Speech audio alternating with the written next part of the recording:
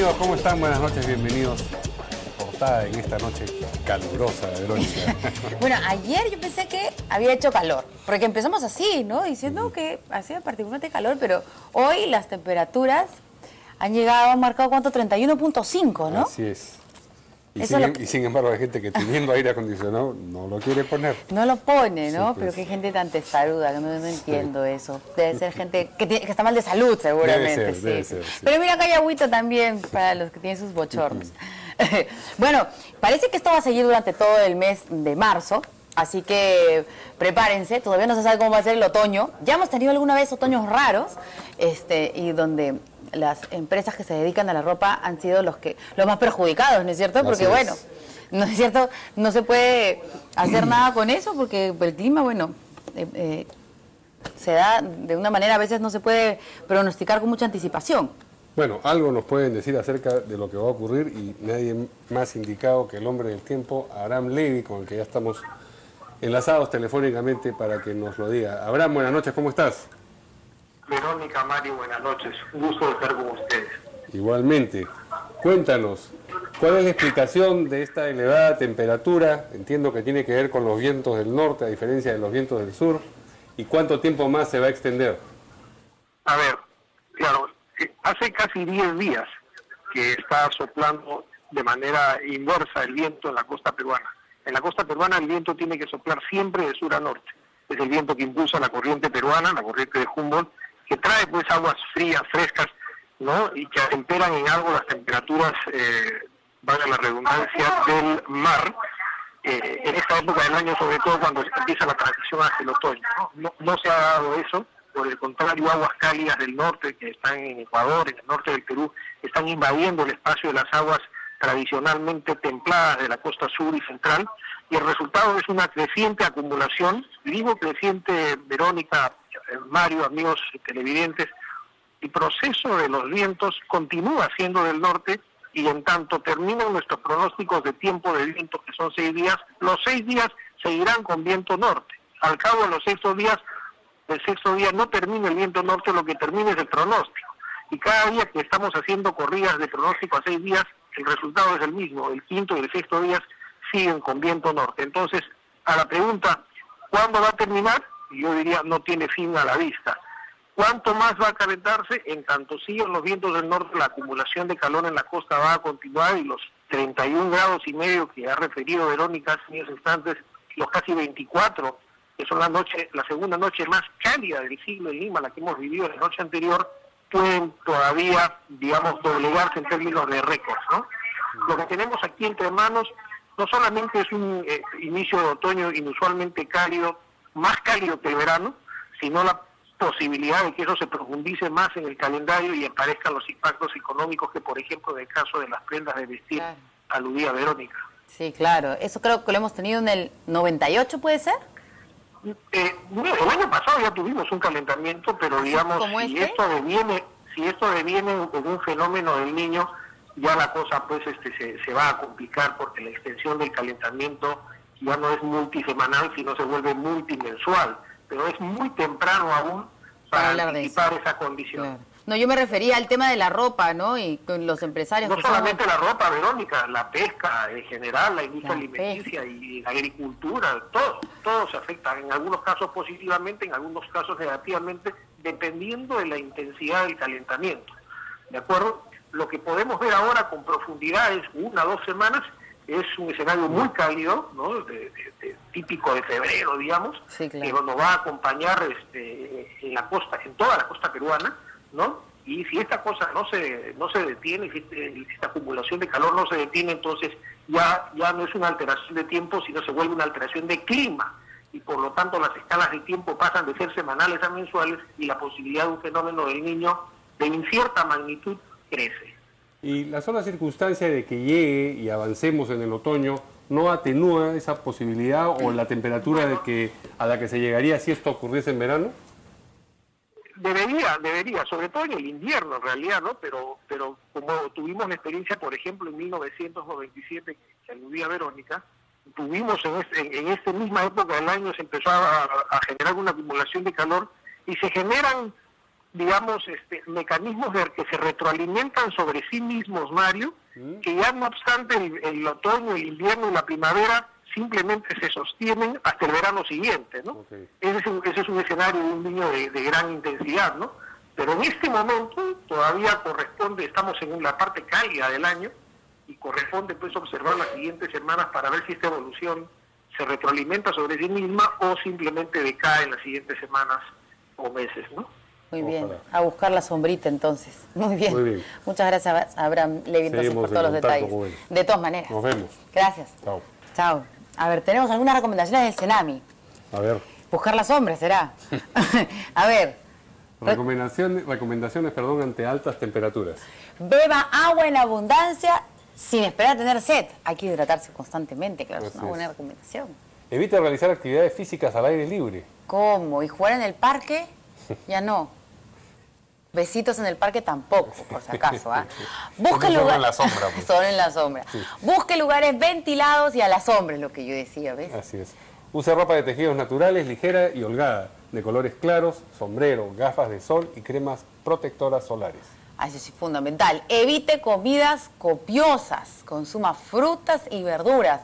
Coma menos cantidad y más veces al día.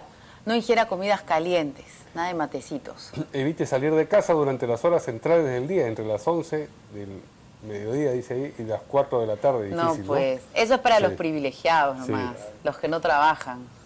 ¿Ah? Muy bien, pero nosotros que sí trabajamos, vamos con los titulares. En Consejo de Ministros, el Ejecutivo aprobó el pedido de extradición de Martín Belaúnde Locio, luego de que la Corte Suprema hiciera lo propio. Sin embargo, el canciller de Bolivia, David Choquehuanca, afirma que para que proceda a su expulsión, el pedido de extradición debe retirarse. Y la Comisión de Fiscalización rechazó el pedido de investigar a la líder de Fuerza Popular, Keiko Fujimori, por presunto desbalance patrimonial. El pedido planteaba indagar sobre el origen de los recursos con los que Keiko Fujimori solventa sus gastos. La Municipalidad de Lima anuncia 3 bypasses que, sin embargo, se superpondrían a la ruta de la línea 3 del Metro de Lima. La actual administración, además, ha afirmado que reemplazará los corredores por una suerte de metropolitano. No pueden juzgar a ningún presidente por decretos de urgencia. Sentenció el exmandatario Alan García sobre el informe final de la megacomisión que recomienda acusarlo constitucionalmente por una infracción a lo estipulado por la Carta Magna.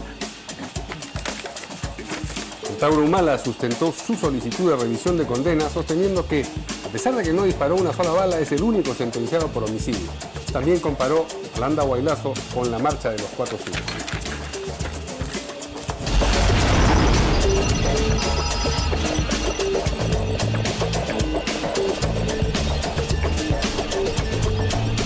Muy bien, y tenemos los invitados importantes esta noche. De un lado, el ex ministro del Interior y ahora asesor presidencial, Wilfredo Pedraza. Buenas noches, Mario. ¿Cómo está? Y el congresista de Concertación Parlamentaria y del Partido Aprista, Javier Velázquez Jeque. Muchas gracias, Mario. Bien, vamos con el primer tema, que es que el Consejo de Ministros, el Ejecutivo, ha aprobado el pedido de extradición a Martín Belaúnde, esto después de que la Corte Suprema hubiese hecho exactamente lo mismo. ¿Qué nos comentan sobre esto? ¿Es apropiado, a pesar de lo que ha dicho el canciller boliviano, de que para que la expulsión, que es la otra opción, pueda proceder, habría que retirar el pedido de extradición? Creo que son dos temas diferentes y que van en paralelo. Para el Ejecutivo y la Procuraduría ha estado muy claro siempre que eran dos temas diferentes, pero que por necesidad se fue impulsando de manera paralela. En enero se pidió la expulsión a través de un documento remitido por la Cancillería a Bolivia. El 16 de febrero se reiteró sobre la base de un convenio de frontera entre Perú y Bolivia que establecía puntualmente que nadie que tuviese un mandato de detención podía ingresar a la frontera y en ese caso debía ser entregado al país que lo solicite de un modo inmediato. Pero obviamente, como el tema de la expulsión es un asunto unilateral del gobierno boliviano, se continuó tramitando la extradición, de manera que entre lo que el canciller Choquehuanca dice y lo que el Ejecutivo ahora está haciendo, no existe ninguna contradicción. ¿Qué hay que hacer en este instante? Bueno, la opción más cierta, más segura es la extradición. ¿Cómo no más va a haber larga. contradicción si el canciller ha dicho que para extraditarlo tienen que sacar... Tienen que retirar. Claro. Pero eso nosotros ¿Cómo se lo supimos siempre. Digamos, eso no es ningún secreto. Claro, eso hasta, digamos, eso era antes, estaban como que tratando de cerrarle todas las puertas, supongo, Claro. ¿no es cierto?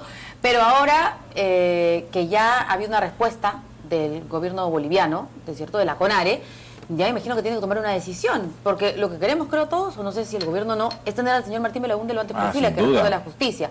Y el tema de la extradición puede durar un tiempo, en cambio la expulsión es inmediata. A ver, pero es que en el tema de la expulsión en Bolivia, en niveles de gobierno hay una duda. ¿Se puede expulsar a un ciudadano que antes ha pedido refugio? Ese es el gran tema. Hemos escuchado hablar al ministro de Gobierno, que es el ministro de Interior allá, decir que tienen dudas porque podrían ser denunciados en el sistema interamericano. Y eso es posible. Si bien hoy no existe un pedido pendiente en CONARE, al haberse solicitado el refugio, es probable que el propio Belaúnde Locio pueda recurrir al sistema interamericano vía un recurso de protección para evitar su expulsión precisamente al país que lo requiere. De manera que certeza de que Bolivia lo expulse por un tema administrativo migratorio no existe. Preferimos por eso insistir en el trámite un poco más largo de verdad, en ese procedimiento que hoy el Consejo de Ministros aprobó. De manera que, reitero, no existe ninguna contradicción, lo hemos sabido desde el inicio, que para iniciar el trámite final había que desistirse de lo inicial. ¿Qué dice Javier Velázquez? Bueno, es evidente que el gobierno, desde que un juzgado dicta una prisión preventiva para el amigo de la pareja presidencial, el gobierno ha montado todas estas articulaciones para favorecer a Martín Belaúnde, porque el propio procedimiento de extradición mal hecho, mal planteado, rechazado, ha logrado que este señor gane tiempo, pero aquí hay algo fundamental. Pero sigue detenido, pues, ¿cómo ha ganado tiempo? Pero te digo por lo siguiente, el señor se le dicta un mandato de prisión preventiva en un gobierno democrático, cercano a él, y él se refugia en un país vecino y amigo de la pareja presidencial, donde invoca persecución política. ¿Contra la pareja presidencial? No, contra el Estado peruano. Bueno, pues, entonces se somete a la jurisdicción del CONARE, invocando que se le dé la condición de refugiado, porque dice que es una persecución política y que los hechos no tienen contenido penal. En primera instancia, el CONARE declara de que el señor no ha podido demostrar que es un perseguido político y que es un elemento que tiene que rendir cuentas con la justicia peruana. Él apela y hay una ratificación de ese criterio. Yo creo que aquí lo que se está haciendo, seguir el procedimiento de la extradición, que dígase paso, lo único que ha logrado es que el Tribunal Supremo dé una medida preventiva de arresto domiciliario para evitar que pueda fugar, pero lo que se tiene que decir es la verdad completa. Con el refugio, lo que tiene que hacer el gobierno boliviano es expulsarlo. Si no es ya perseguido político, tiene que expulsarlo. Ponerlo en la frontera del Perú, algunos dicen en cualquier otra frontera, pero para eso está el Ministerio del Interior, el Ministerio de Justicia, el Ministerio de Comisaría, para poner en evidencia y actuar con la alerta roja internacional. Ok, pero ¿dónde ve usted esta facilidad, este beneficio del gobierno peruano? ¿En qué momento? Es que yo no creo, yo sí creo que tiene que haber mucha firmeza en exigirle, obviamente respetando la soberanía del Estado boliviano, que ponga en la frontera a este señor para que sea la sometido. falta de esa exigencia donde ve usted el Y yo sí creo, favorecimiento. yo por ejemplo, que el gobierno dice el procedimiento de la extradición es más larga, y ¿sabe dónde está la trampa? Que la justicia boliviana va a decir por qué delitos en el Perú se le debe juzgar a ese señor, o sea, le va a dar privilegios. El resto de la organización criminal que están presos se les va a juzgar por tales delitos, pero la justicia boliviana, que solamente tiene copia de un expediente y que no va a tener acceso a la información adicional y a las pruebas adicionales, va a decir, usted solamente me lo investiga por lavado de activos, no me lo investiga por peculado, por eso. Eso no es una condición de privilegio a la que nos estamos prestando. Por eso es que las autoridades bolivianas han dicho claramente, si el gobierno boliviano, el peruano, retira el procedimiento de extradición, se cae la prisión domiciliaria y por ende queda en manos del gobierno boliviano expulsarlo, porque ya no es un perseguido político. Entonces, dice, tenemos que hacerlo paralelamente. ¿Qué pasa si el gobierno boliviano no lo pone a disposición del Perú? O sea, no se puede plantear la extradición de más adelante. Lo que pasa es que aquí, este juego de procedimientos, de privilegios que se le da a una persona que debe rendir cuentas a la justicia, yo no digo que es culpable, como lo están haciendo el resto de los que están procesados. Vamos a preguntar al Pero señor la Pedraza. verdad completa es que no le corresponde al Ejecutivo hacer el expediente de extradición. Es una tarea del fiscal y formar el expediente con las pruebas correspondientes es una responsabilidad del Poder Judicial. El procurador es apenas un abogado del Ejecutivo que empuja, pero la responsabilidad, si procede o no procede, corresponde al Poder Judicial y en buena hora hoy se ha logrado un resultado favorable. Yo no veo en qué tramitar dos procedimientos paralelos, la expulsión y la extradición, beneficia a uno de los, es todo lo contrario. Y la extradición sobre los procesos, eso sí es una verdad. Bueno, pero es un tema de carácter legal. Lo que hay que decir también es que nada impide que Belaúnde del Ocio aquí, como se ha hecho con Fujimori, se amplíe sucesivamente más autorizaciones del gobierno boliviano para juzgamientos adicionales por todos los delitos que tengan que responder, de manera que es, yo diría, todo lo contrario. Reitero, no hay ninguna contradicción entre lo dicho por Bolivia con lo que hoy estamos haciendo. Se ha pretendido cerrar todos los canales. El ministro Pérez Guadalupe ha dicho hoy que se ha vuelto a reiterar la alarma en Interpol, de manera que esperamos que este señor venga muy pronto y al margen de su responsabilidad sea investigado. Muy bien. Vamos a una primera pausa y regresamos con el segundo tema de la noche.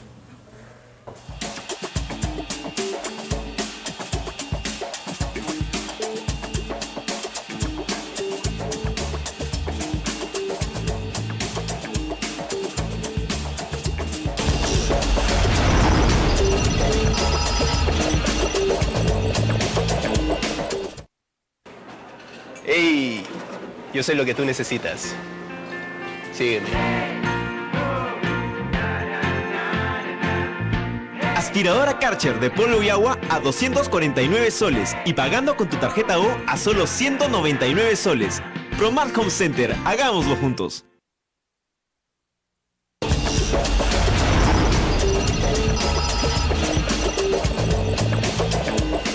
Bueno, la Comisión de Fiscalización hoy día rechazó el pedido de investigar a Keiko Fujimori.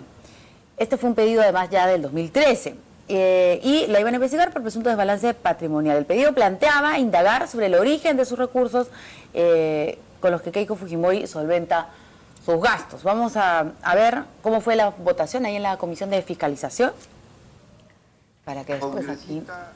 Ahí está. Congresista Teófilo Gamarra. A favor. Congresista Luis Cristóbal Yata. A favor, presidente. Congresista Mauricio Mulder.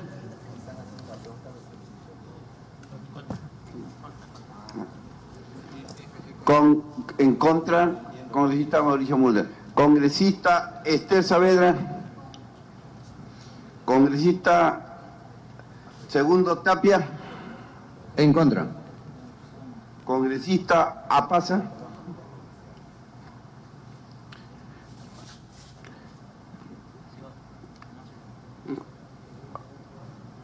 Por mayoría de votos, de 8 contra 6, ha sido rechazado. A ver. ¿Cómo dijo el señor Mauricio Mulder? Dijo... En contra. En contra. Quiero explicar lo siguiente. Se plantea una denuncia contra la señora Keiko Fujimori, que es candidata presidencial, que no cumple una función pública por desbalance patrimonial, por otros elementos. Y cuando este tema está en la agenda de la comisión y están debidamente notificados todos los parlamentarios, los que proponen la denuncia no se presentan a sustentarla. Y cuando Abugataz y otros piden que lo posterguen una hora para enterarnos de los fundamentos, Eso demuestra que esto es una maniobra del gobierno para decir, como la están investigando el Ministerio Público Nacional, Nadine Heredia, hay que investigar también a la señora Keiko Fujimori. ¿Por qué Mauricio ha votado en ese sentido? Porque por estos hechos, el año 2001, el Congreso del presidente Paniagua y el presidente Toledo abrió una serie de investigaciones sobre el gobierno del presidente Fujimori. Y Mauricio tuvo a cargo la investigación sobre la vivienda de la señora Keiko Fujimori. Ahí, al no existir los documentos que sustentasen muchos de estos cargos, lo que hizo esta comisión investigadora es pasarlo al Ministerio Público. Entonces, ahora, después de 12 años, se reaviva el tema de quién es la propiedad de la casa donde vive la señora Keiko Fujimori, y ya hoy día lo han demostrado. No vive en la casa ni de la señora Rosa Fujimori ni de las hijas de la señora Rosa Fujimori. Vive en la casa de unas primas de personas que no han sido investigadas en proceso alguno. Hoy día han mostrado la partida registral. Pero como nosotros no nos oponemos a una investigación cuando es seria, no han querido sustentarla los denunciantes. Entonces, ¿quiénes eran? Eran Teófilo Gamarra. Pero ahí estaba Teófilo Gamarra en la... Pero no llegó al momento de la sustentación, o sea, no había sustentación. El señor Abugatá pedía que se diera una hora, como una acusación constitucional ahora que la han sustentado y que como no tenían votos querían postergar la votación. Entonces, yo creo que hay que actuar con sensatez. Aquí hay una maniobra del gobierno. Ahora resulta que el gobierno, que se le pasa por las piernas el tema de Martín Belaúnde del Ocio, el tema de las propiedades inmobiliarias de la pareja presidencial, ahora resulta que ellos son los grandes fiscalizadores e investigadores de los candidatos presidenciales que no están en la función de gobierno. Con esa misma tenacidad deberían dar paso a las investigaciones que están pendientes de verse en el Pleno. De tal manera que nosotros no nos vamos a prestar de ninguna manera a una maniobra del gobierno como este famoso diálogo que no ha servido para otra cosa que para decir reorganizamos la DIN y para tapar los reglajes ilegales, y han puesto ahí a 2 viceministros que son funcionarios del régimen que van a tapar todo. Y han quedado burlados. Vamos por parte. Primero vamos con lo de Keiko Fujimori. Creo que lo que ha quedado en evidencia hoy es que el voto frecuente entre el fujimorismo y el aprismo, coincidencia o... A veces el fujimorismo vota con el nacionalismo también. Ha votado Unión Regional, el También. PPC, Dignidad. Pero un representante importante de ustedes, ¿verdad? 5 bancadas han votado a favor de que no se investigue porque esto es una maniobra del gobierno. Lo que parece claro es que hay un doble estándar. La cosa decidida no se aplica a Keiko y a su familia, porque la presunción es que ella ha estado viviendo en un inmueble comprada por la hija de Rosa Fujimori, receptora de dineros ilegales, ¿no es cierto?, de la Fundación Apencay, que está prófuga del país por esa causa junto con su esposo, con el otro estándar que tiene que ver con Nadine Heredia. Ella tampoco es funcionaria pública.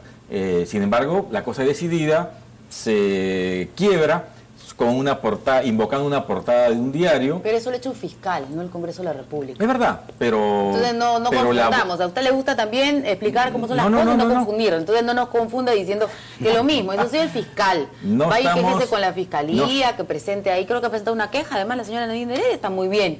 Como ciudadana tiene todo el derecho. Pero estamos hablando acá de Keiko Fujimori. ¿Usted está de acuerdo o no? Porque acá se habla de una maniobra política. Pero para que exista un doble estándar, como ella dice, tiene que ser la misma institución que maneja estándares distintos.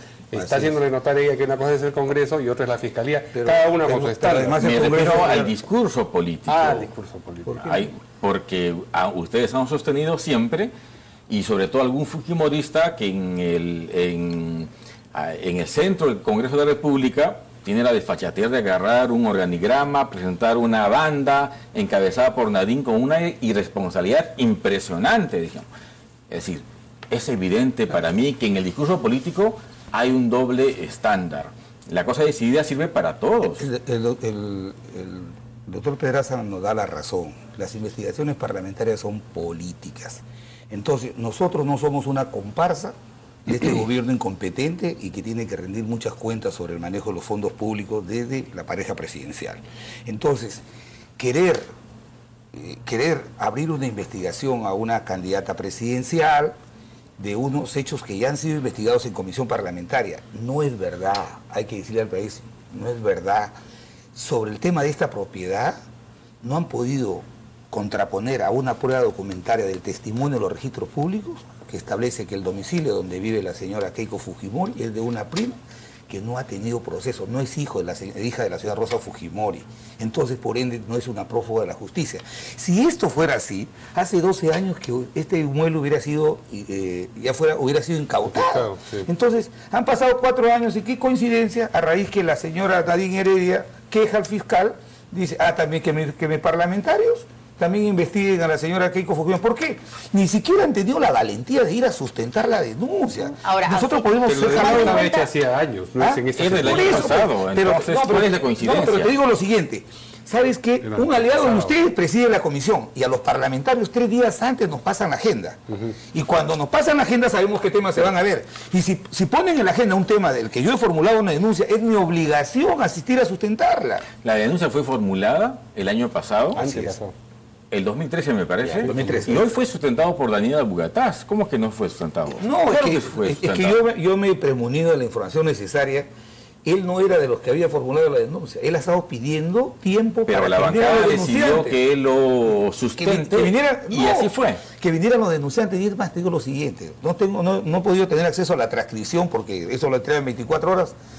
No se pronunció sobre el tema de fondo. Dijo que no sabía las imputaciones y que respaldaba la denuncia de sus colegas congresistas que en su momento le explicarán. ¿Cómo puedes tú avalar una investigación donde el que la sustenta dice, sobre los hechos van a venir los parlamentarios que la han firmado a sustentarla? O sea, votar sobre la nada. Entonces, Eso no ¿sobre podemos qué hacer. votaron la En negativa contra. a la investigación? Lo lógico sería suspender, hacer un corte No, intermedio. pues, no es así. El mismo razonamiento no. para votar a favor o en contra. Ahora se ha visto una acusación por infracción al ministro Pedro Sánchez y como no tenían los votos, el presidente, el acusador dijo suspendan la votación para una próxima sesión. Eso no se puede hacer, o sea, no se puede utilizar la justicia, el honor de las personas se puede utilizar como marioneta políticamente. Creo que hay que tener coherencia. Si nosotros le planteamos una denuncia a la señora Nadine Heredia, como no lo hemos hecho, o alguna persona, nosotros Pero vamos y la algunos han sustentamos. llegados a Lapra, ¿no? No ha llegado. Como estas denuncias anónimas que en un primer momento no sabíamos quién era y luego terminó siendo una de las Por si señoras, acaso, creo que el que tema del lavado de vendía activos comida ha sido- ambulante es un y era tema- era la pariente o cuñada de una persona que No, era del Partido ya, Aprista. mira, el partido O hay muchos tiene- apristas de repente, el- ¿verdad? el Está partido eso aprista- documentado. el Entonces, partido es un aprista tiene conocido, 90 años de conocido. existencia en la vida política del país, que tengo la seguridad que en el árbol genealógico del doctor Pedraza habrá un familiar que es aprista, ¿Habrá? y por eso En no el lo va a mío no, descalificar. en el mío no Y eso hay. no lo va a No te descalificar preocupes. de ninguna En el manera. mío Mi no. papá ni Y le también. puedo decir de qué se trata. Y no lo voy a descalificar. O sea, usted dice que no tiene nada que ver el APRA, no Absolutamente denuncias, nada. Nosotros No es un durante juego 90 años político. nos han perseguido, ahora pretenden habilitar al presidente García. Hablando usted de Hoy tenemos- persecución, dice usted que tantos años ha investigado lo de Keiko Fujimori y no pasaba nada. Lo de Nadine Heredia también y esto de ¿cómo se llama? Este análisis para poder introducir al mercado productos capilares también está desde hace tanto tiempo. Soluciones. Desde Y el 2006. pasó el gobierno aprista. Y no pasó nada. ¿Y sabe por qué no ¿Se pasó? investigó o ¿Y sabe no? por qué no pasó nada? ¿Por qué? Porque lo dejamos en manos del Ministerio Público, porque no actuamos con persecución Y el política. Ministerio Público dijo que no pasa nada. Y hay que respetar esa Está muy decisión, bien. nos guste o no nos guste. Pero no- Ahora viene un nuevo fiscal, lo reabre y la señora invoca de que es cosa decidida y plantea un habeas corpus. Hay que dejar en manos de los fiscales y los También jueces que le se corresponde, pronuncien. claro. Por eso, pues, Está muy hay que bien. ser coherente. Y nosotros, que somos víctimas de persecución de este régimen, no podemos actuar con venganza. Ya no de puede ninguna haber manera, persecución. ni mucho menos de No, comparsa del creo gobierno. que es A ver. mucho decir, ¿verdad? No, que acusado perseguidor, el a APRA ver. es víctima de una persecución de este gobierno. ¿De qué manera? Y te lo explico fácilmente. Supongo que aludes a la mega comisión, pero es una investigación congresal. Dimos un decreto de urgencia Política. para invertir 1.700 millones de soles en 90 colegios emblemáticos. Con ese decreto de urgencia, con el mismo procedimiento, nosotros solamente hicimos 50. 30 hizo el gobierno del presidente Humala con la ministra Patricia Salas. Plantean inhabilitación para Alan García y los ministros apristas. Pero no la plantean para el señor Humala y la señora Patricia Salas, que ha utilizado ese decreto de urgencia para hacer los mismos colegios con los mismos procedimientos. En la otra Entonces, mega, pues. El mundo al revés. En la mega del 2016. Bueno, es que Responda- hay cuestionamiento respecto a la naturaleza de ese decreto supremo, de ese decreto de urgencia, pero también respecto a su aplicación. La transparencia y la aplicación es un poco, es lo que cuenta. A ver, bajo esa regla, por ejemplo, se otorgó en concesión un primer penal a una empresa española. Un ministro vuestro, que reemplazó a la ministra Fernández, no quiso suscribir el contrato definitivo. ¿Qué No lo ministro? quiso. creo que fue Pastor, me parece. O sea, ellos mismos desconfiaban de una adjudicación, era como de 300 millones de soles, me parece, por esa misma razón. El procedimiento de urgencia empleado no pareció tan transparente, y ese proceso se cayó. Perdón, usted mismo ha dicho que no solamente es la aplicación, sino la naturaleza del decreto lo que inquieta. ¿Y cómo así, habiendo este gobierno utilizado ese mismo decreto, no se hace pasible de las mismas sospechas o las mismas acusaciones que el gobierno de Alan García? Hasta donde entiendo, se han tratado de obras que han estado iniciadas y que había que continuar, porque esa es un poco la regla de la administración. La verdad, tú has sido ministro y he sido ministro. Yo le pregunté expresamente a la ministra Patricia Salas, ¿han utilizado el decreto de urgencia? Sí. ¿Han utilizado el mismo procedimiento de adjudicación directa? Sí. ¿En cuántos colegios? En 39 colegios. ¿Por qué monto? Por 600 millones. Eso está escrito, yo no le puedo mentir al país. Entonces, si ellos cuestionan la naturaleza y la aplicación del decreto, lo han aplicado en los mismos estándares. Entonces, para escuelas nuevas, acaba el presidente de Humala con el ministro Jaime Savera la semana pasada en mi tierra, en Chiclayo, acaban de inaugurar el colegio Carváis, convocado bajo ese decreto de urgencia y bajo el mismo procedimiento. A igual razón, igual derecho. Pero usted lo sabe como abogado, por la expedición de una norma, la persona que lo expedita no puede ser sancionado. Lo que hace el cuestionamiento a la norma es declarar su validez o invalidez, pero de ninguna manera, pues, si el tribunal declara inconstitucional una ley dada por el Congreso, hay que castigar a los parlamentarios, hay que inhabilitarlos. No, lo que se hace, se deja sin efecto la norma. Ustedes en su gobierno no la derogaron, la aplicaron igualito que la aplicó el gobierno de Alan García. Ahora quieren inhabilitar a Alan García y no al presidente Humala. Lo que quieren es sacar, díganlo, tienen miedo a Alan García y quieren sacarlo de la carrera política. La ley Pulpín y luego lo derogó, hubieron voces del Congreso de formular acusación constitucional contra la Premier por la derogatoria de esa ley. Yo no sé quién, pero nosotros, es un tema absolutamente real. Nosotros, en la lógica política hay situaciones un poco absurdas, pero yo concuerdo con un tema, a la misma razón, igual derecho. De manera que la investigación está abierta.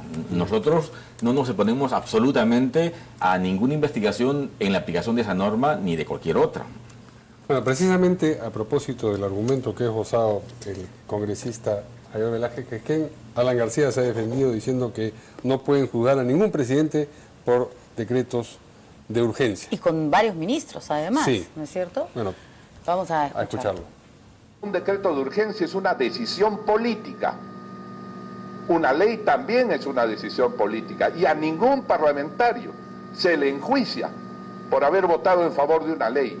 Y la Constitución dice que los decretos de urgencia tienen carácter de ley. Por consiguiente, a ningún ministro y a ningún presidente, mucho menos, se puede intentar criticar o juzgar por haber tomado decisiones políticas que, como en este caso, dan resultados. 52 colegios emblemáticos ejecutados gracias a esos decretos de urgencia. ¿Qué dice él? Bueno, me alegra mucho ver las miles de obras que el gobierno ha hecho. Nosotros en su momento lo haremos. Acaba de publicarse los resultados de una encuesta nacional de hogares que ha hecho INEI. Ha venido preparada, por favor, muéstrenos a ver. Es que para la comparación me parece muy importante. Por supuesto. Por ejemplo, hogares con abastecimiento de agua que provienen de la red pública, a ver si podemos en los 4 primeros años del gobierno aprista, creció 2.6 puntos porcentuales. Abre un poco la hoja, ahí está. Y que quiten el... Y en los casi 4 años de ese primer gobierno, creció 8.9%. El azul. Más personas en este gobierno han tenido acceso al servicio de agua potable. Y no agua para todos. Y lo mismo de personas que viven hogares en zonas rurales. El crecimiento es mucho mayor.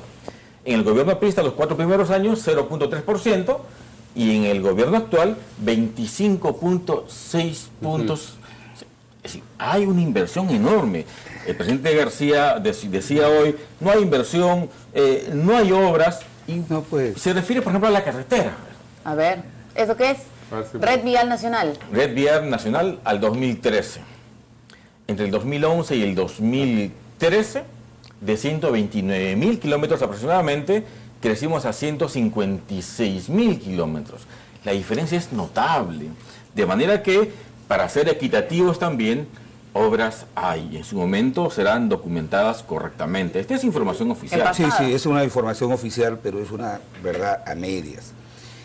La gestión de un gobierno en su conjunto se califica en función de los resultados de carácter social e infraestructura, y fundamentalmente que es producto de la economía del país. El país, durante el gobierno de Alan García, con la crisis financiera internacional y con un terremoto como el de Pisco, crecimos en promedio 7-8% anual. Ese crecimiento nos permitió que nosotros pudiéramos reducir la pobreza 20 puntos.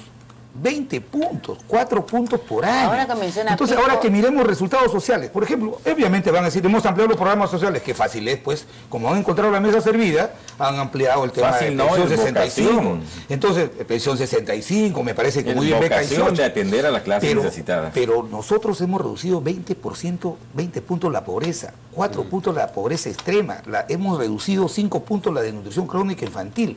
¿Dónde están los indicadores sociales? Ha recrudecido la desnutrición crónica infantil.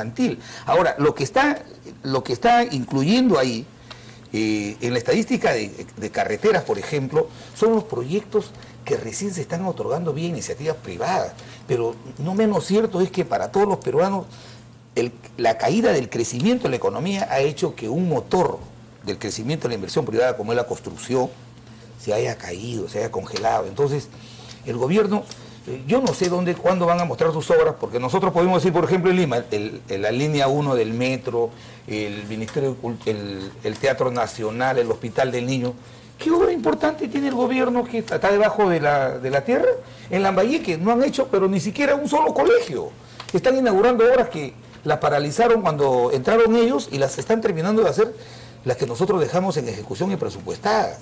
Entonces, Dios quiera que ojalá que este gobierno que se ha encargado de ponerle trabas a la inversión privada, de paralizar la inversión pública, pueda este año tender la posibilidad de un acuerdo que permita volver a los niveles de crecimiento que había en el quinquenio pasado, aunque las estimaciones hoy día son no menos entre 4, 4,5%, y lo más delicado, y no lo puede negar el doctor Pedraza, me gustaría que saque, por ejemplo, la tasa de desempleo. Por primera vez este año ha recrudecido el desempleo en el país después de 6 años, ha recrudecido el desempleo. ¿Y eso qué pasa? No hay inversión, no hay credibilidad en el gobierno. Ver, eso es la otra parte del cuadro. Basta un cuadro, ¿eh? ¿Cuánto ha crecido en inversión? Que significa confianza en el país. Inversión total entre el 2007 y 2013, entre 2011 y 2013, 25.7% de incremento en inversión total. 147.000 millones de soles. Mucho más que el gobierno vuestro. Pero es que me remito a las cifras. Evolución de la tasa de mortalidad infantil. Fíjense, en el gobierno de Fujimori 33, Toledo 21, el APRA 17, hoy estamos en 15. Nosotros hemos implementado un programa que permite... A ver cómo van abatiendo la pobreza, a ver cómo está la pobreza. El último año hay 1 millón de peruanos menos que han salido de la pobreza. Y podemos seguir viendo un montón de cosas sobre eso. Pero es que es un tema real. Nosotros los abogados a veces no podemos leer bien estos términos econométricos, pero ahí ustedes, por ejemplo, en la inversión pública, ¿saben qué han puesto? Han puesto los 11.000 millones de dólares que han dado a dedo en la línea 2 del metro y en el gasoducto del sur, que todavía son proyectos que se están madurando, todavía se está haciendo la ingeniería de detalle. Lo que el gobierno tiene diseñado y sistémicamente es atención a la madre embarazada, atención al niño que nace, el famoso Cuna Más, el Jaliwarma para los niños que van creciendo, la beca 18 y así sucesivamente. La atención sistémica. El gobierno lo que más ha hecho hoy es fortalecer ese servicio para niños que en el futuro serán adultos y el soporte del país. A propósito de la atención y desatención, mencionaba hace un momento el congresista el terremoto que ocurrió en Ica en el año 2007. Creo que Daniel Urresti ha hecho un comentario. Sí, lo tenemos ahí en la pantalla grande para que lo puedan leer. Señor... De los embustes, ¿será? Pueden checar un poquito la pantalla. Ya está visitando el interior, ya que está visitando el interior del país. Cuando va por Pisco, Ica y Nazca, no sabe cómo lo recuerdan por ahí.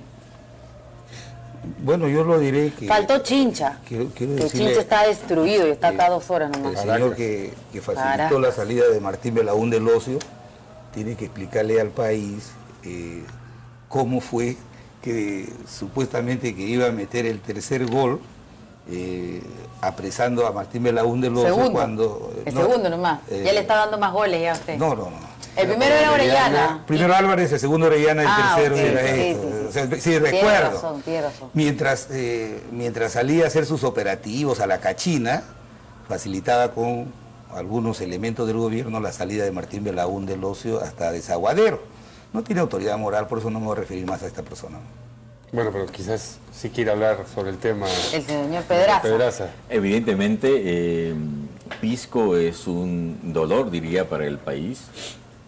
Yo he visitado varias veces Pisco y hasta hoy podemos seguir viendo todavía algunas familias viviendo de modo en programas bastante temporales. De manera que sí es un asunto que creo que el gobierno de Pisco tendría que asumir con un poco de autocrítica. Pero podemos volver a las cifras nuevamente. No, pero tenemos que compartir. Ha venido preparado. Pero tenemos que compartir. Aquí me quedan unos cuadritos. Pero tenemos que compartir. Muchos cuadros. Sí, pero tenemos que compartir la autocrítica. ¿Por qué? Porque el terremoto vino el año 2007, la crisis financiera el 2009, que no la originamos ni el terremoto ni la crisis. Estuvimos 4 años, ustedes ya están 4 años en el poder. Decirle al país después de 4 años, cuando ya están de salida, que hay mucha gente damnificada que no tiene casa, ¿y ustedes qué hicieron estos 4 años? Bueno, hay un programa que se ¿Y qué viene hicieron estos 4 implementando, años? que se está implementando en Pisco un programa de reconstrucción. Se ha saneado todo el sistema de agua pública. Pero me acaba de decir que hasta ahora hay damnificados que viven en chocitas. ¿Y qué han hecho ustedes estos 4 años? ¿Qué han hecho estos 4 años? Mucho más de lo que ustedes han hecho ¿Qué en más? 4 años. Nosotros hemos hecho 4 La hospitales. reposición del sistema de agua pública, la reposición no del es verdad. sistema de... Sí. Hemos hecho 4 hospitales. ¿Dónde han ¿Cuántos hecho han hecho 4 ustedes en hospitales, Pisco? perdón? ¿En Pisco? 2 de salud, uno en Pisco, uno en Ica, O sea, de en salud este y el MINSA. momento en Pisco hay Por 4 supuesto. hospitales funcionando. No, uno de salud y del MINSA en Pisco y uno de salud y el MINSA en Ica. Eso O lo sea, hemos en la dejado. región Ica hay 4 Por hospitales supuesto, fue producto de la funcionando. parte, ya debe estar funcionando. Mira, el Hospital del Niño lo hemos dejado para que lo pongan en funcionamiento 4 años y no lo ponen en funcionamiento y nos quieren echar la culpa a nosotros. Hay un problema de equipamiento, ¿no? Pero 4 años, 4 años. ¿Cómo va a haber un Porque problema de si no equipamiento? inauguró el señor García también ahí La el hospital infraestructura, mira. en San Borja y no los que hubo algo nada. conocemos, y, él Era para también, y el plaquita. doctor Pedraza ha sido ministro de Interior. Mira, todos los proyectos de inversión tienen un ciclo. Sí, claro. Entonces, una vez que se hace la construcción, viene el equipamiento y luego viene una etapa que este gobierno la ha saboteado justamente porque ha sido obra del gobierno anterior. Cuando se ha hecho una infraestructura, por ejemplo, como el Hospital del Niño, con nuevo equipamiento, la segunda etapa que tiene que hacer el nuevo gobierno es capacitar a la gente que va a manejar los equipos. De repente se necesitan más gastos corrientes, más guardianes, más supervisores para poner en funcionamiento eso. Pero no lo hacen justamente para decir, ustedes no lo dejaron en funcionamiento, claro que lo dejamos inaugurado, pero que tiene que ponerlo en marcha es el gobierno. Nosotros hemos implementado un programa enorme de construcción de hospitales, tanto ¿Dónde de está? MINSA ¿Pero como de dónde están salud. los hospitales? A ver, uno. Acabamos de inaugurar un hospital ¿Dónde? nada menos que en Abancay, la zona donde además se ha reducido muy fuerte la pobreza. Apurímac, el histórico departamento pobre. Y lo mismo en Huancavelica. Creo que ahí está la diferencia. Se trabaja en zonas de alta incidencia de pobreza y los resultados están a la vista. Entre el 2011 o Apurímac y el 2013, de 57 bajaba al 42.8% de pobreza. Y Importante. nosotros, ¿en cuánto lo encontramos? El 76%. Lo encontraron en 70.6 y en los 4 primeros años No. bajó 0.2. No es verdad, no es verdad. Pero me remito a las cifras oficiales. ¿Cuántos años hemos gobernado nosotros? 4 o 5. 5. Lo que pasa es que la medición es 4. Son 4 años Ahora, ya que ustedes, 4 estamos años hablando nuestros. de Siempre números, en la zona a la que usted se refiere. Sí, Es sí, decir, en Apurímac. Y lo mismo, Claro, es que lo mismo ocurre en Huancavelica. No es lo mismo, no es lo Aquí mismo. sí es verdad, el APRA logró algunos puntos, de 89 a 79. Nosotros de 54 a 46.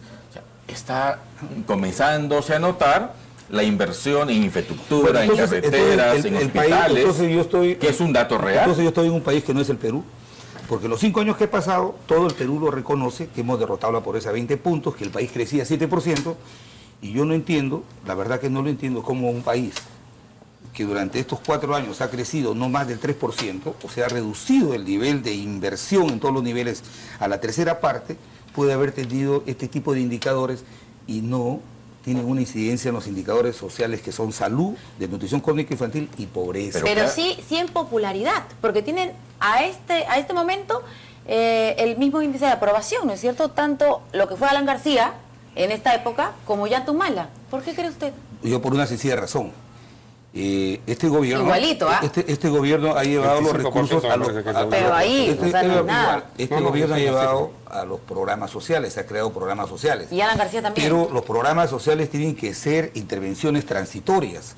Lo fundamental es que impulsemos el crecimiento de la economía para que los peruanos que están siendo asistidos con este tipo de subsidios por parte del Estado puedan ser reinsertados en el mercado de trabajo, ¿no? Eso es lo sano de una economía. Claro, no, pero yo les preguntaba por la popularidad, por la aprobación del gobierno, ¿por qué? O sea, ¿qué explicación se tiene expresa usted? en esto, han creado programas sociales. Pero Alan García... Han creado programas sociales y vas a ver que han hecho aumentos a los militares, que me parece muy bien. Pero toda la intervención ha estado básicamente en el programa Caliwarma, en Beca 18, que me parece muy bien. Nosotros vamos a, no solamente si ganamos, vamos a mejorarlo, sino vamos a ampliarlo. También hizo lo mismo. No. Porque tuvo la misma respuesta de la población ¿Cuál fue la diferencia? Me pregunto, ¿no? ¿Cuál es la diferencia con el gobierno del señor Humala? Nosotros hemos decidido y tenemos muy claro que la única posibilidad de que el país pueda transitar en un bienestar estable en el futuro es promoviendo crecimiento, inversión privada, inversión pública, generando empleo. Eso es lo más sano para derrotar la pobreza. Crear programas sociales para tenerlos en condición de indigencia a los peruanos, eso la verdad no es la solución. El gobierno tiene una regla de oro, hay que incluir para crecer. Y claro que hay que desarrollar, pero los programas sociales en un país tan desigual como el nuestro son absolutamente imprescindibles. Y no se hacen con una vocación populista. Porque se han entregado los programas a los alcaldes, a los gobernadores, a los presidentes regionales. Los más entusiastas de sostener y supervisar los programas sociales son los alcaldes de los pequeños poblados. Y no importa, en verdad, qué alcalde y de qué partido es. En todo el norte, están en todo el país, de manera que ojalá esos programas sociales que en el tiempo van a permitir generaciones diferentes, ¿no es cierto? Otra generación con mejor alimentación, con mejor educación, se sostengan, porque nuestro país crece, pero es muy desigual. Nosotros y por eso es importante sostenerlo. Nosotros tenemos otro enfoque. Tenemos que apostar a mejorar la infraestructura para generar condiciones para la inversión, para generar empleo. Creemos que debemos invertir mucho en educación para darle sostenibilidad al modelo económico. Yo sí creo que los programas sociales tienen que ser oportunos, temporales, y a esa gente hay que habilitarla para que entre al mercado. Totalmente de acuerdo. Tenemos 5.000 jóvenes beneficiarios de la beca. Campesinos jóvenes que jamás pensaban estudiar una universidad, un instituto técnico, hoy lo están haciendo, 5.000. Y ojalá eso siga creciendo. Tenemos que cerrar este tema, pero antes de eso, a modo de recuerdo humorístico, una escena de lo que fue el debate entre Alan García y Alejandro Toledo en el año 2001, que contrasta con la exhibición de los volúmenes que ha hecho en esta oportunidad el expresidente Alan García. A ver. Y que está resumido en este documento que se ha distribuido esta noche. A mí me gustaría conocer el programa de gobierno del doctor García Pérez en blanco y negro. Todo eso está, no en 6 volúmenes. El doctor Toledo tiene a su lado una computadora muy importante. Yo le voy a entregar este disquete moderno en el cual va a encontrar todo el plan que puede tener en 6 volúmenes, porque esa es la modernidad de este tiempo. Entonces, vamos a insistir en la descentralización, porque a través de estos procedimientos técnicos, doctor Toledo, se puede descentralizar la educación, la universidad, el turismo. Esa era la modernidad del 2001, pero ahora en el 2015 sí se exhiben los volúmenes. Empastados. Sí, están trabajando digitalizándose. Muy bien, están trabajando la foto. Con esas imágenes nos vamos a la publicidad y regresamos. Son 152.000, ¿no?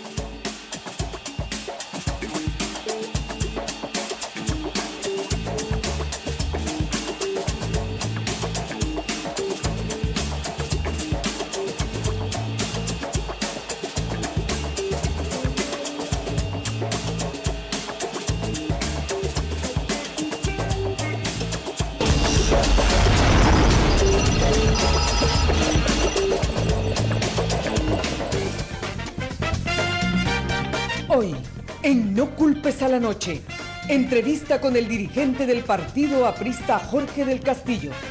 Esta noche a las 11 con Milagros Leiva.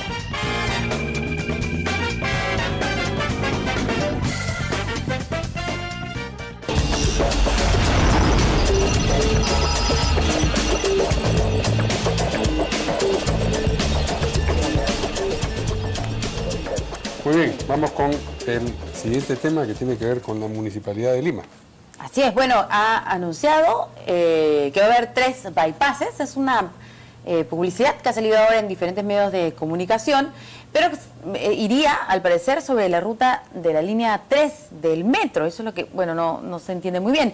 La actual administración además ha afirmado que va a reemplazar los corredores azules por una suerte de metropolitano. Ayer el alcalde de Lima habló sobre eso y hoy día la señora Patricia Juárez aclaró que no era un metropolitano en esta zona, sino una suerte metropolitana. Vamos a ver qué es lo que dijo el alcalde de Lima. Estamos haciendo los estudios de demanda en 2 tiempos. Ya lo hemos hecho en una parte, en la parte de verano, porque en verano no está la carga escolar. La carga escolar te modifica los días o las horas dentro de determinados días, que son horas puntas, horas valle, etcétera, y eso es lo que te va a ti, de otro lado, a hacer que tú coloques buses de tal o cual dimensión y que además su frecuencia sea de acuerdo a ello, a las necesidades de la demanda. Las cosas hay que hacerlas técnicamente. Yo entiendo que había una circunstancia política y que muchos de estos contratos fueron firmados en los últimos meses del gobierno que nos dejó. Pero bien, esa es la realidad. No hay que llorar sobre leche. Bien, para comentar sobre esto tenemos un contacto telefónico con el ex regidor Pablo Secada. ¿Qué tal, Pablo? Buenas noches. ¿Qué tal? ¿Cómo están? Cuéntanos, ¿es factible hacer un metropolitano o una suerte de metropolitano, como se lo ha definido luego, en el corredor Javier Prado-La Marina? A ver, o es un corredor segregado, con lo cual requiere un espacio adicional para la vía segregada de ida y vuelta y los buses que se ponen al costado y así por el estilo, que yo no sé dónde van a hacer tal cosa, o no es un corredor segregado y es un corredor en el cual los buses tienen GPS, hay una empresa que hace el control de flota y otra empresa que hace el recaudo, ¿no? Y no hay semi-segregado. Metros y demás, ¿no? No hay semi o pseudo-segregado. No sé cuál será la definición que van a dar, pero lo que están diciendo... Lo primero que han hecho es han desarmado la reforma de los corredores y tanto las personas que ya tenían, las empresas que ya tenían otorgada una licencia para usar un corredor o las que estaban buscando cartas fianza y comprando patios y qué sé yo, los han dejado en el aire, ¿no? O sea, han revertido 4 años de trabajo de formalización de afiliadores y comisionistas y buses bueno, cobradores ya no habrá, ojalá en el futuro. Lo segundo que han hecho es salir a decir esto, que es como cuando hablaron del Metroriel o cuando dijeron que iban a hacer el bypass de Velasco Astete con Primavera, que es una obra concesionada a OHL. O sea, salir a decir algo, ¿no? Esto de que no hay estudio de demanda es mentira. La empresa que hizo el estudio de demanda se llama Target con Y, es una empresa española. No es el mejor estudio de demanda que uno puede querer, pero claro, ciertamente hubo un estudio de demanda. O sea, lo que está haciendo la Municipalidad de Lima es cambiando, porque entró el señor y ignoró lo que se hizo antes. O sea, la Municipalidad de Lima no es parte del Estado, la Municipalidad de Lima cambia con quien sea alcalde. ¿Y lo mismo pasó con Susana Villarán?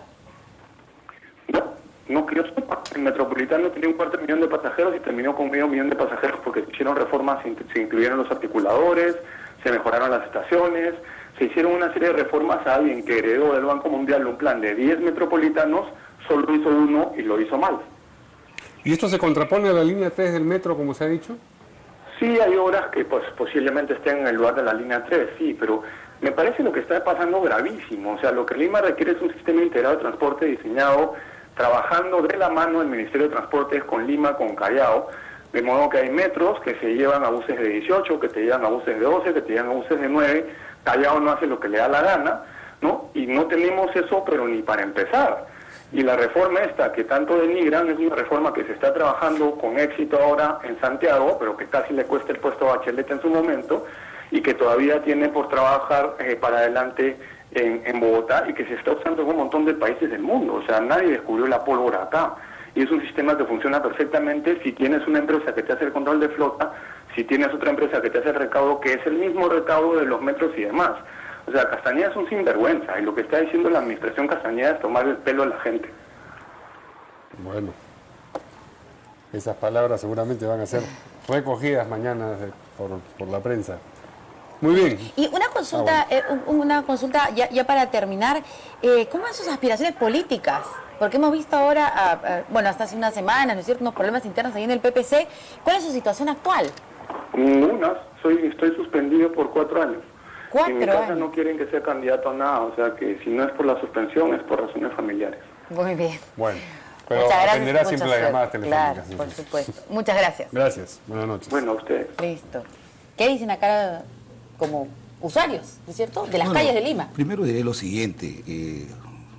Yo respeto las opiniones como la de señor Secada, es un reconocido técnico, pero ese argumento está cargado de una intencionalidad política. 60 días de gestión, de una gestión que Pero reemplazaba ¿cuál político si él no tiene nada con la política? Pues? No, él está suspendido, él es un buen técnico, pero él es político, aspiraba a ser candidato a alcalde de Lima, Pero conoce también los problemas de Lima, pero él conoce los problemas de Lima. ¿Qué tipo de interés político podría tener? ¿Sabes por qué te digo? Por lo siguiente. Dicen, quiere poner bypass sobre la línea 3 del metro. ¿Hay ingeniería de detalle en la línea 3? No hay. Ni siquiera hemos hecho, ni siquiera la ingeniería de detalle de la línea 2. O sea, todo es especulación, solamente para querer cuestionar al alcalde Castañeda. O sea, como quererle decir a los limeños que el 60% de sus votos que han dado le han dado a una persona que va a hacer las cosas peor que la anterior. Eso, la verdad, es una conjetura política, está cargado de intencionalidad política. Yo sí creo, conociendo a Lucho Castañeda Locio, yo sí creo que las propuestas que él está haciendo para Lima son propuestas viables y de una persona que ha demostrado éxito en gerenciar los problemas de la ciudad y de resolverlos. Entonces, todo esto es conjetura política de todos aquellos que han sido derrotados en las ánforas. Hay que esperar, hay que darle por lo menos una tregua de 4 o 6 meses al alcalde y comenzar a ver su gestión. Yo sí creo que en base a su experiencia y al éxito que tiene en su toma de decisiones, Lima va a cambiar y va a recuperar el tiempo perdido durante la señora Susana Villarán. Bueno, yo espero en verdad que ese programa se retome, se mejore, se profundice, porque el tema de tránsito no es un tema de comodidad, es un tema de reducir el altísimo índice de heridos y de muertos. La tasa más grande de causa de muerte son los accidentes de tránsito, y especialmente en ciudades como las nuestras, de manera que la reforma no es un tema de comodidad, es un tema de cómo reducimos más víctimas de accidentes de tránsito, y ojalá el alcalde tenga esa visión. Creo que la tiene, es un hombre que aparentemente es ejecutivo, inició el Metropolitano, de manera que espero que no haya conjeturas políticas y se haga lo que Lima necesita, un sistema de transporte serio como lo tiene cualquier ciudad importante del mundo. Muy bien. Una caricatura de Mario Molina para cerrar este tema, creo que viene a cuento.